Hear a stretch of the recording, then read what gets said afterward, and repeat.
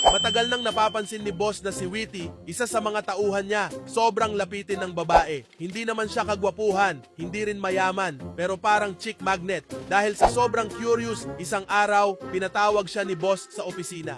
Boss, Witty, seryoso? Anong sikreto mo? Hindi ka naman pogi pero parang babae na lang ang lumalapit sa'yo. Ngumiti lang si Witty at sagot niya, simple lang yan, boss. Sobrang galing ko sa kama kaya hindi nila ako matanggihan. Boss, ganun ba? Aba, Witty, bigyan mo naman ako ng tips. Paano ba tumagal?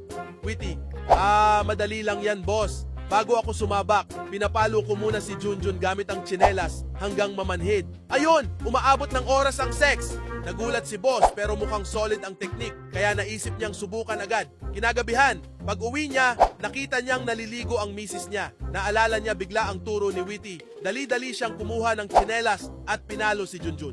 Pak! Pak! Biglang sumigaw ang misis niya mula sa banyo. Witty, ikaw na naman!